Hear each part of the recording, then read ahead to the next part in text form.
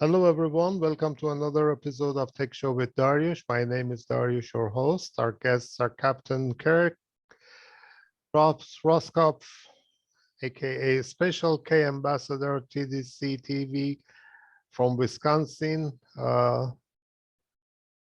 and Robert Blakeslee, also known as the Blakester Sales Psychology Coach, and Miss Emily Goldmer from the Prosperity Pathways.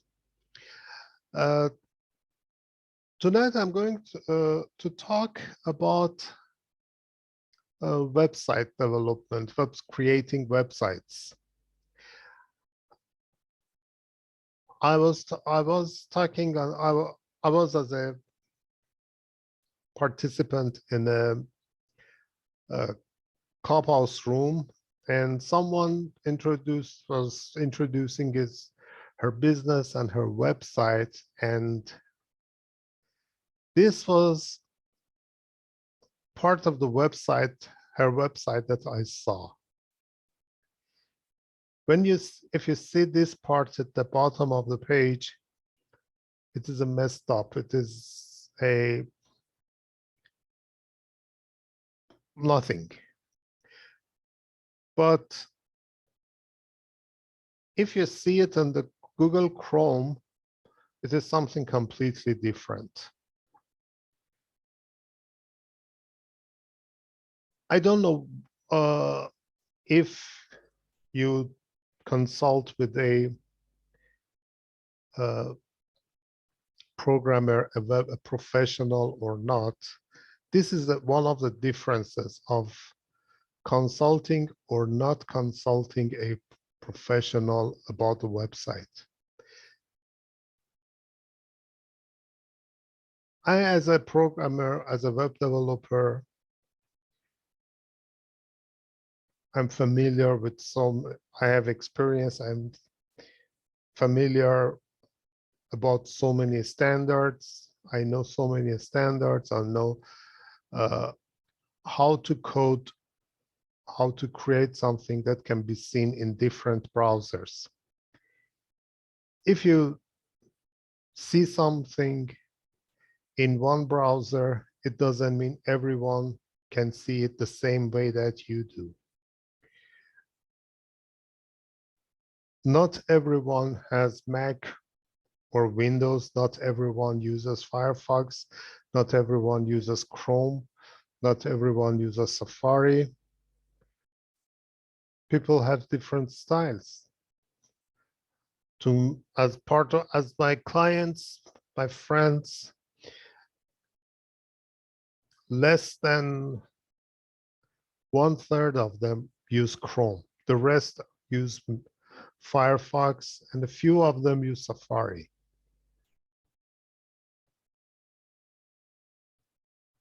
But I've seen people that, vice versa, most of their friends are using Chrome.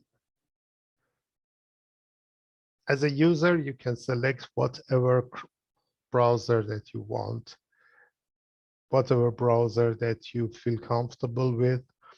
But when you want to create a website, you need to consider everyone. And this is important, especially for your SEO, especially for your visitors. When someone comes to a website and sees such kind of mess, they go and do not come back. And this affects your business because you struggle so much to find a visitor, and with such kind of ignorance, not consulting a professional, you miss that person, you miss that potential client, potential member, potential subscriber. Why? Is it so difficult? You can at least install a couple of browsers on your computer, and whatever you do, check it on different browsers and see how do they look like.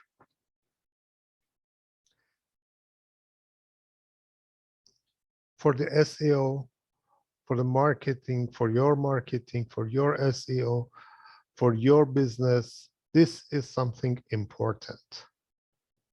And I would like to talk about, have opinion of my colleagues about this issue. Kurt, you are online, you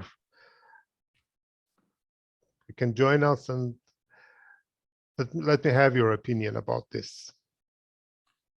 Well, I think it's somewhat straightforward and obvious and common sense that, if we're going to start talking about, do we just develop a website for Chrome and, leave it as is? I think it's pretty obvious that when we have a website that we want used and shared around the world, that, we start thinking of all the different browsers and tweaking the design and the functionality so that it works and everything. I know, with the span of things I do throughout the week and month by month, I'm using like 5 different browsers because I like to have the different things that I do, and I put on different hats for the different things I do in life.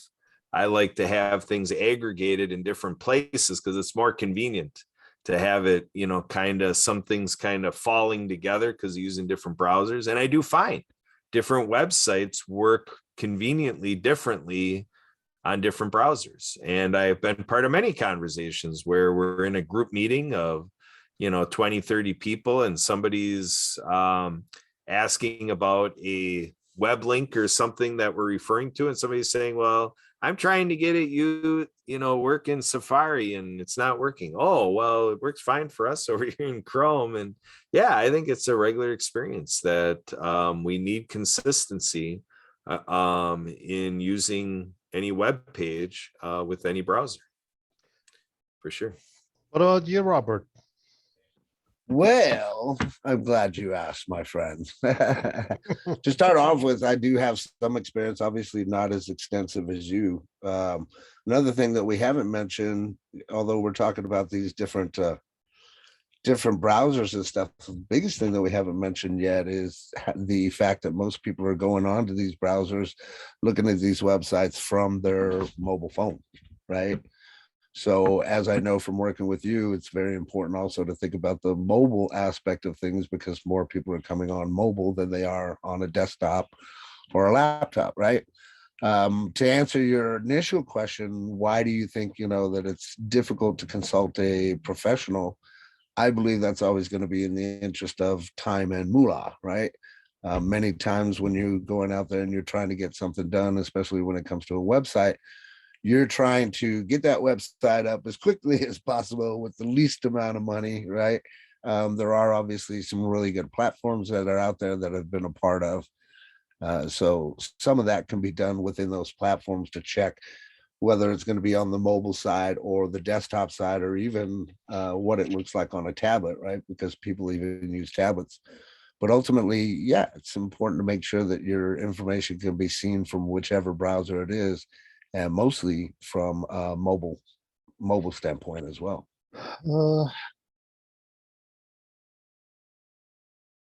I cannot understand. You spent a lot of time to create a website. You plan to run your business based on it and make money from it, but you don't want to spend money to consult an expert to see if is it okay or not. Right. And this website that I showed a screen capture of it is hosted on WordPress.com. Well, we both know a lot about WordPress, don't we? I haven't used WordPress in I don't even know how long. I'm not a fan of WordPress, but so many people are using it. Unfortunately, it causes a lot of problem for the people. Lack of security, being open source, very vulnerable, no control over the plugins that are developed for it. The constant updates. Regular, sometimes it has multiple updates in 1 week. I had this experience, but the problem is that with all these updates and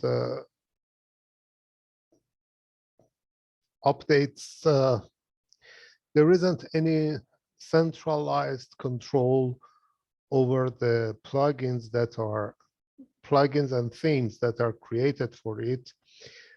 So many of them are created by non-professionals, and just because the error reporting has been set to not display any error and the plugin is working, it doesn't mean that it is safe, it is secure. On the background, I have a website on my client list. It is a WordPress website, and every day it generates about at least 50 megabyte error log. So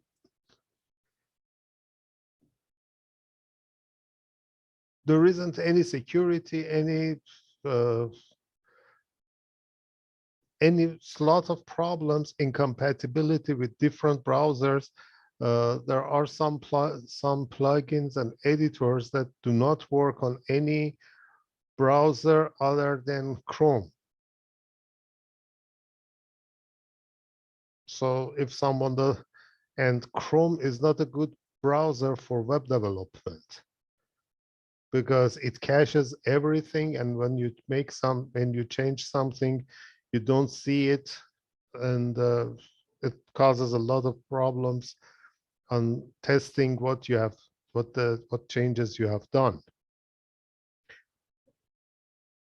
And these plugins are working with Chrome.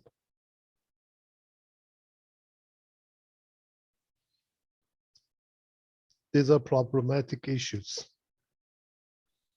I just myself, I remember back in the day using WordPress and then constantly having to go in there and update whatever it was. Most of the times it was plugins.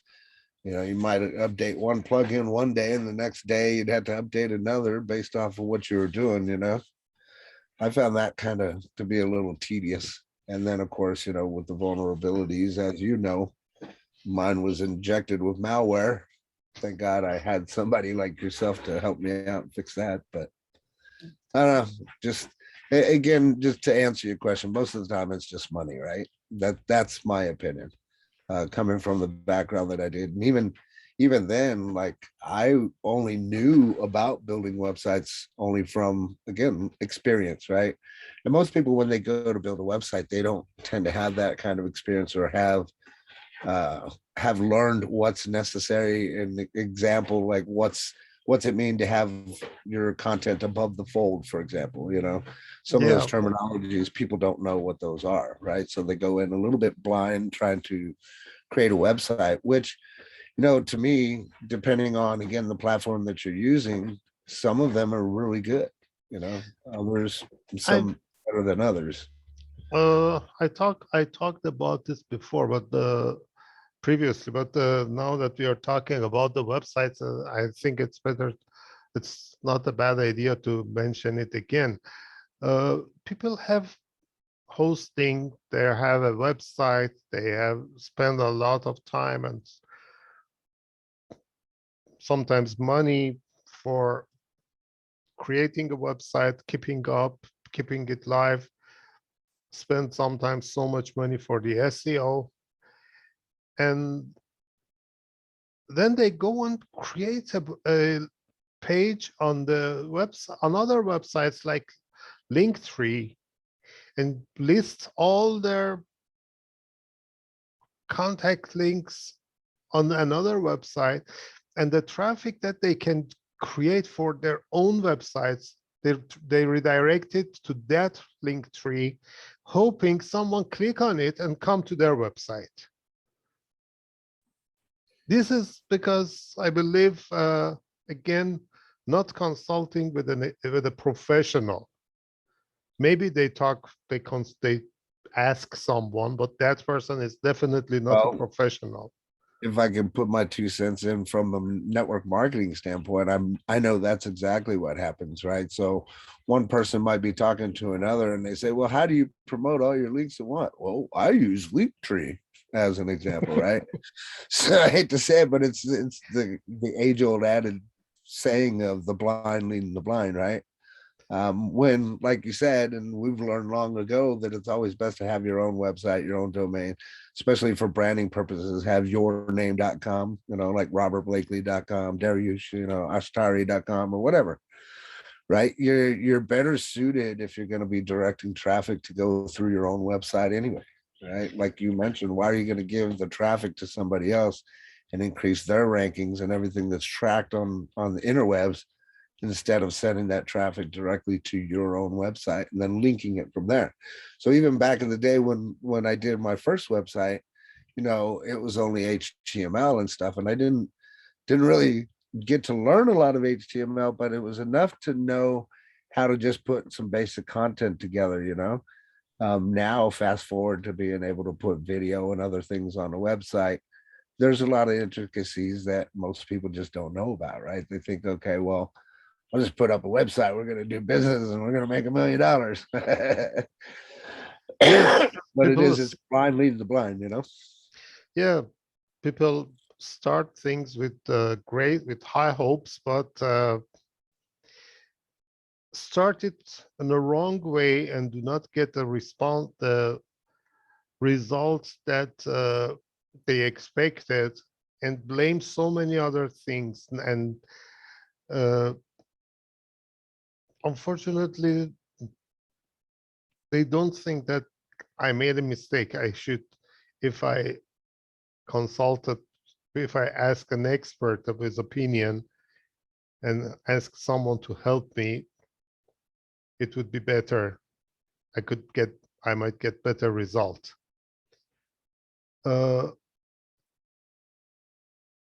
You may know that there are different standards for creating a website.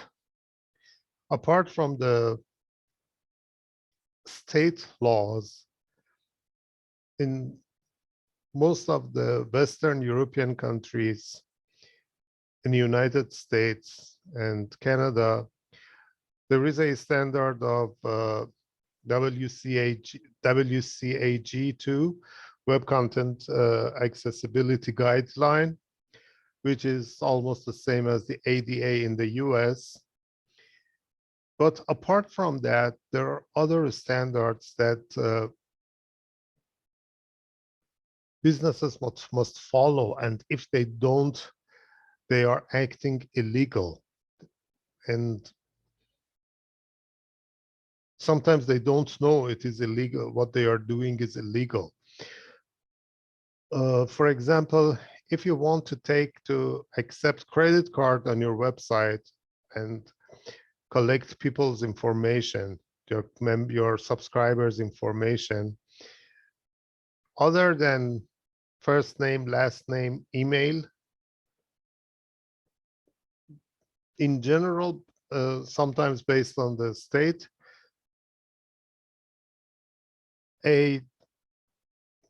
you may need to store information on the website encrypted, and based on the level of information that you collect, maybe your SSL certificate is not enough, and instead of those free SSL certificates that are usually given to the websites, you may need to have EV or other SSL certificates with higher encryption level.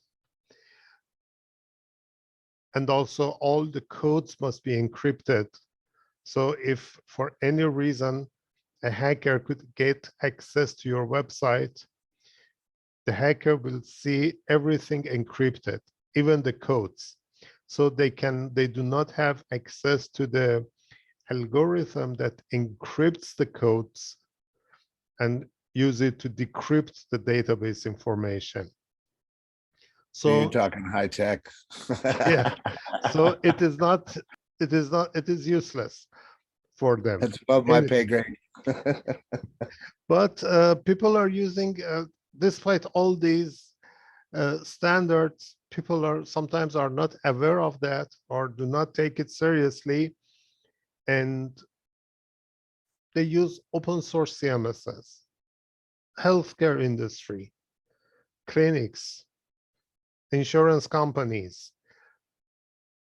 They use they collect information, sometimes unencrypted, store them unencrypted on their website.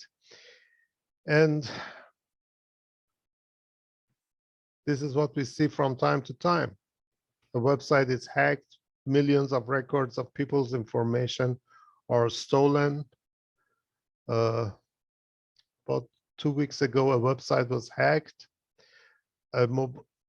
an app was hacked, and 7 million records of users and their digital ballot IDs were stolen. That was the Robinhood app. So if they encrypted their information, even stealing such kind of records would be useless for the hackers. It takes a lot of time for them to decrypt them. But many people do not use it, do not follow the standards, and cause a lot of problem for the others. And based on their terms of service, they have something to escape from the legal act. Otherwise, people could sue them. Why didn't you follow the rules?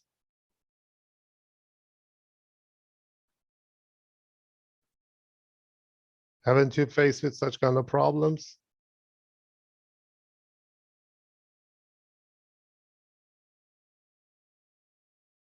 Kurt, Robert? Well, I Question?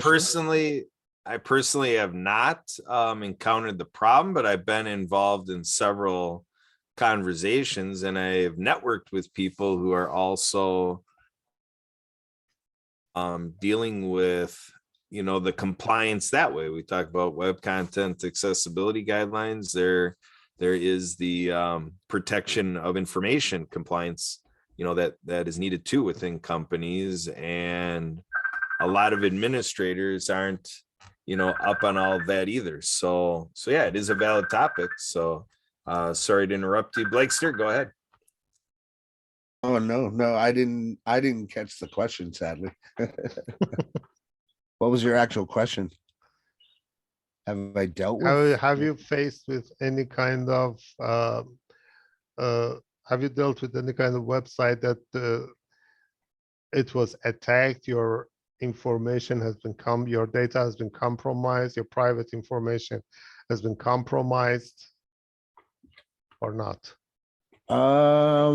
Did you take any Well, legal act against them?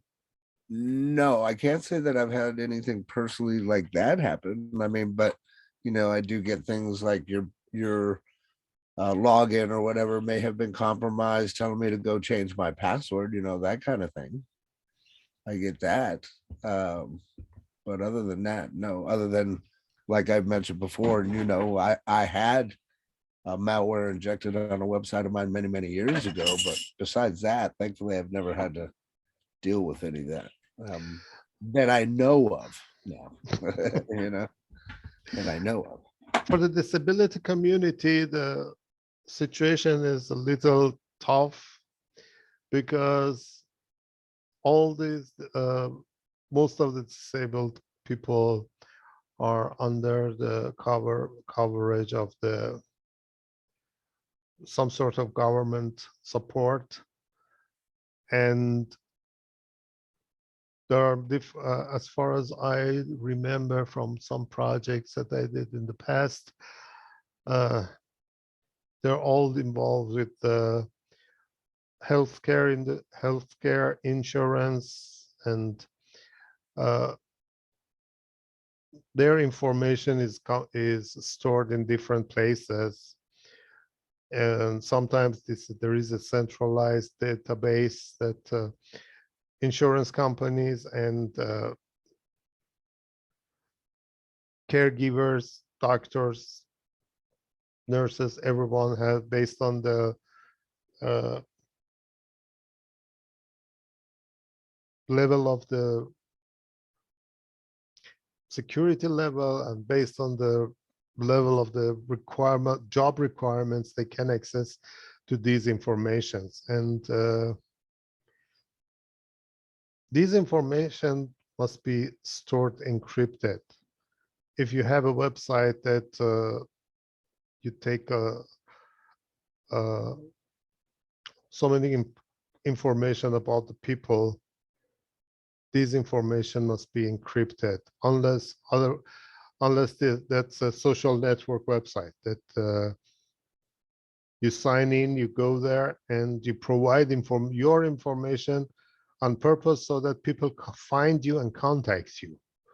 That's another story. But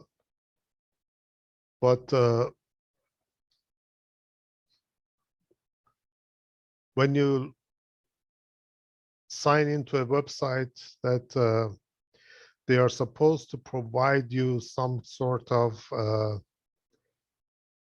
medical help, medical advice, or it stores your medical records. These websites must be, well, everything in those websites must be encrypted, and they need to have a security service, security protection to protect your private information of the people. And unfortunately, from time to time, these information are hacked and stolen. Have you ever faced with such kind of have you ever been a weak victim of such kind of data breach or not? No. Or or have you seen any people dealing with such kind of data breach or not? Yes. I've seen things like that, and quite honestly, I jokingly say, "Hey, you want to take my identity? Go ahead."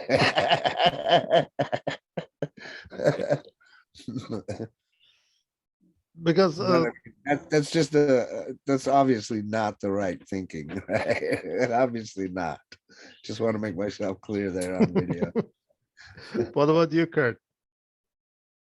Yeah, the closest thing that I've had anything personally where my information was captured was through Facebook. You know, my Facebook account. A year ago, I was using a Facebook account that's no longer even available online anymore. But other than that, yeah, in terms of exactly what you're talking about, I've never had. But to your question, if I'm aware of other people, yeah, there too. I've been in several conversations where people have been a victim of their information captured in this way. And then I suppose sometimes there's a notification that there's a general breach, you know, by a company. So I guess through those announcements, yes, like you shared some stuff with platforms where I'm on the platform, so that way my information is captured. On the Facebook, this Facebook or social networks, the story is different.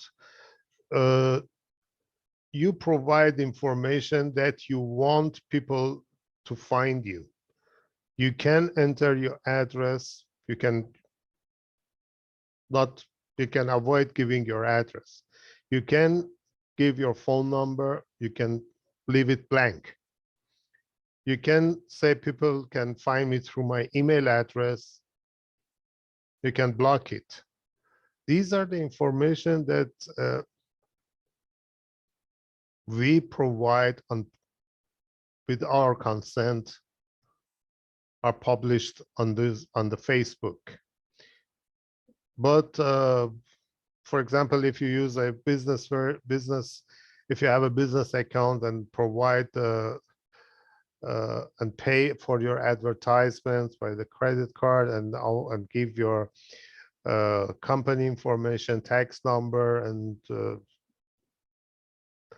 some such kind of information, yes, these information must be private and must not be accessible by others. But on medical websites, on the insurance companies, all your information, all your records are classified. No one must be able to have access to those information other than specific people with specific clearance, and based on their clearance, security clearance, they can have access to specific level of information about you. For example, a doctor may have access to all the records of the medicines that a patient is using, because he must know, okay, this patient is using this medicine.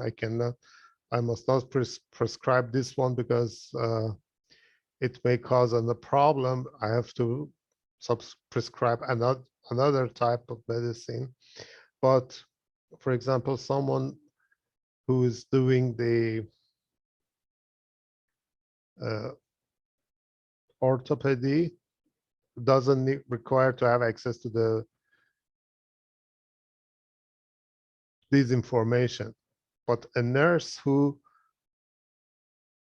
must to give the medicines on time, they need to have access to see only which medicine this patient must take at what time. And these information must completely be encrypted, and based on the clearance of each person, be available to that person.